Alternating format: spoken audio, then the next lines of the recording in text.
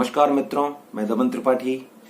एक आंकड़ा जो जानना जरूरी है ताकि मैं और आप समझ पाएं कि दरअसल हमने विकास कितना किया है, हम सभ्य और आधुनिक कितने बने हैं और जिस 21वीं सदी को नारी सशक्तिकरण और युवा पीढ़ी को समर्पित किया गया था, यथार्थ हालात क्या हैं। नेशनल क्राइम रिकॉर्ड ब्यूरो के अनुसार जारी आंकड़ों के अनुसार इस देश में हर 16वें मिनट पर एक बलात्कार होता है। मुझे दुष्यंत कुमार की कालजयी गजल याद आती है कि हो गई है पीर पर्वत सी पिघलनी चाहिए, इस हिमालय से कोई गंगा निकलनी चाहिए, हाथ लहराते हुए हर लाश चलनी चाहिए और मेरे सीने में नहीं तो तेरे सीने में से ही हो कहीं भी आग, लेकिन आग जलनी चाहिए।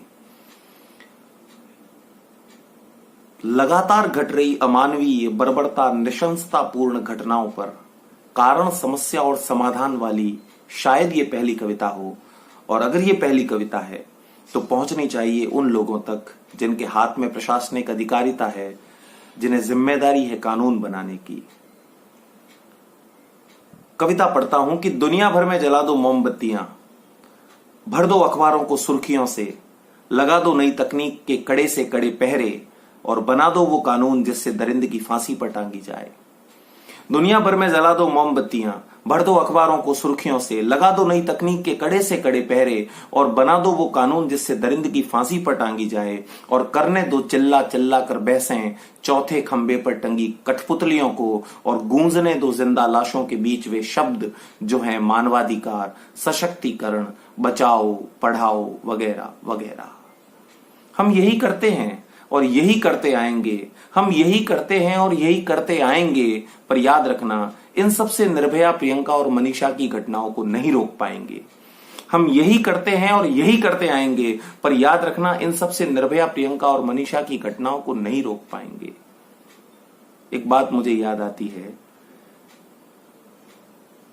कि दूर लगी आग को देखकर जनाब चिल्लाना, शोक मनाना, भागना बंद करें और शुरू करें उपाय, क्योंकि ये आग जंगल की आग है, आपके घर तक पहुंचते देर नहीं लगेगी।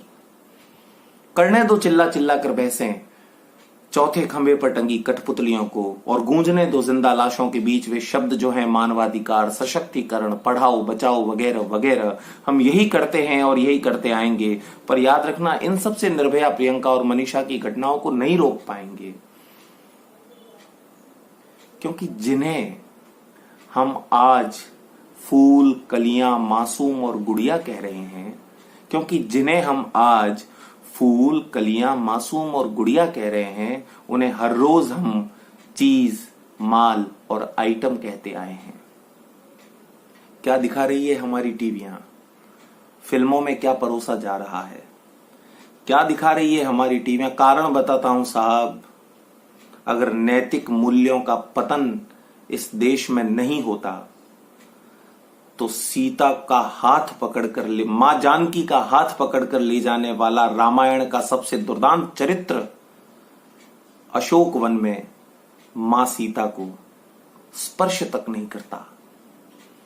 सबसे बड़ा खलनायकी चरित्र का आचरण देखिए कि जिसे वह अपनी वैश्विक प्रतिष्ठा और अहंकार के दम पर हासिल करने की कोशिश कर रहा था, उसे वह स्पर्श तक नहीं करता। यह है हमारे पौराणिकी के खलनायकी चरित्रों का आचरण। और आज हम क्या कर रहे हैं? हमारे नकाब क्या हैं? क्या दिखा रही है हमारी टीवियां? फिल्मों में क्या परोसा जा रहा है? स्कूल और कॉलेज क्या शिक्षा दे रहे हैं? अखबार और विज्ञापन किस ओर ले जा रहे हैं?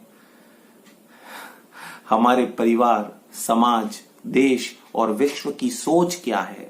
हमारे परिवार, समाज, देश और विश्व की सोच क्या है? और सच बताओ, आखिर इस समस्या के समाधान के लिए हमने किया क्या है? और सच बताओ, आखिर इस समस्या के समाधान के लिए हमने किया क्या है? समाधान की बात आती है तब मुझे वो महाभारत का अद्भुत प्रसंग याद आता है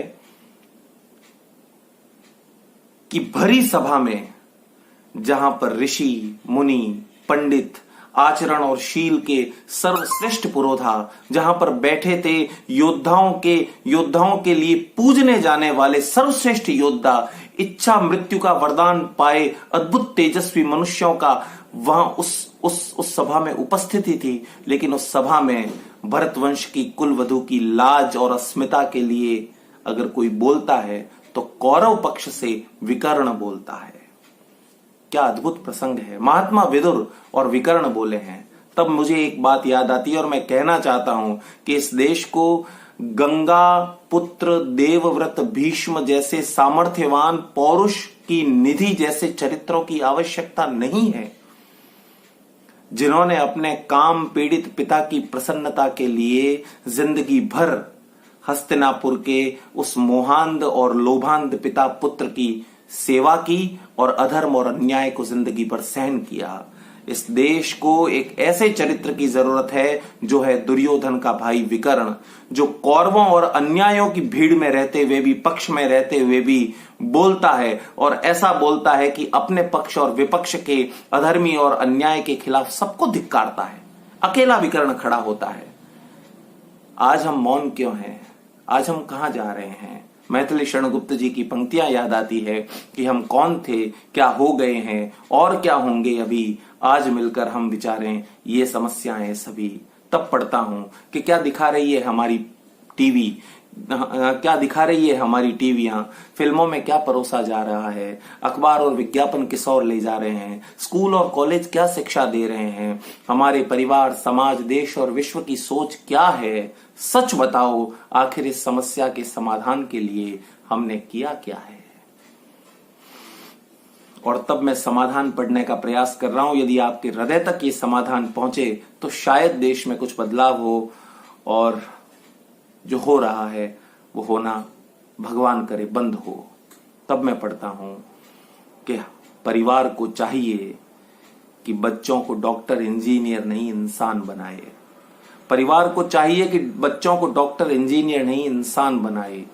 टीवी और फिल्मों को चाहिए कि मनोरंजन श्लील हो और बढ़ाए नैतिक मूल्यों को। स्कूल और कॉलेज को चाहिए कि अंकों की अंधी दौड़ बंद करे और करे ऐसे कौशल का विकास जिससे विकृत बेरोजगार पीढ़ियां पैदा न हो। और अखबार को चाहिए कि उसे हरदम हर वक्त ये एहसास रहे कि उसका प्रत्येक शब्द जमाने की आंख, कान और जुबान बनने वाला है। और सरकार को चाहिए कि झांके अपने गिरेबान में, सरकार को चाहिए कि झांके अपने गिरेबान में, टटोले अपना आस्तीन और देखे अपना चेहरा राजशाही कमरों के उन आदमकद दर्पणों में जिनमें दशकों से धूल झाड़ी नहीं गई कि गिरते गिरते हम कहां तक गिर चुके हैं। सरकार को चाहिए कि देखे अपना चेहरा राजशाही कमरों के उन आदमकद दर्पणों में जिनमें दशकों से धूल झाड़ी नहीं गई कि हम गिरते गिरते कहां तक गिर चुके हैं। और तब बने कानून, कानून ऐसा सख्त कानून जिसमें गलियां न हो। तब बने कानून, कानून ऐसा सख्त कानून जिसमें गलियां न हो, जिसको शब्दों के जाल में तोड़ा मरोड़ा और घुमाया न जा सके, उसका इस्तेमाल न हो, उसे लागू किया जाए। और तब हो सजा, और तब हो सजा, ऐसी सजा कि अपराध करने की सोचे भर तो रूह कांप जाए, सांसें रुक जाए, हड्डियां गलने लगे, यातना और त्रास का भीतर तक एहसास हो।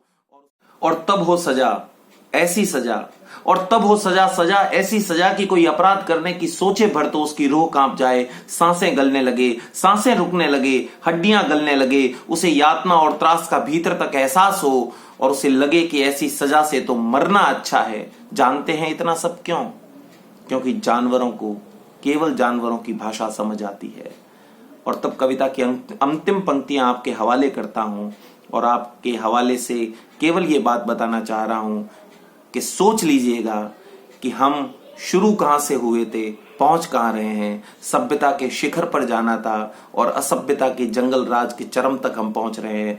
तब पढ़ता हूं कि जानवरों को केवल जानवरों की भाषा समझ आती है और कब तक जानवरों को इंसानों की भाषा समझाते रहेंगे, कब तक जानवरों को इंसानों की भाषा समझाते रहेंगे और कब तक बेटियों को दरिंदों के हाथों मरवाते रहेंगे, कब तक जानवरों को इंसानों की भाषा समझाते रहेंगे और कब तक बेटियों को दरिंदों के हाथों मरवाते रहेंगे। जय हिंद, जय भारत, वंदे मातरम।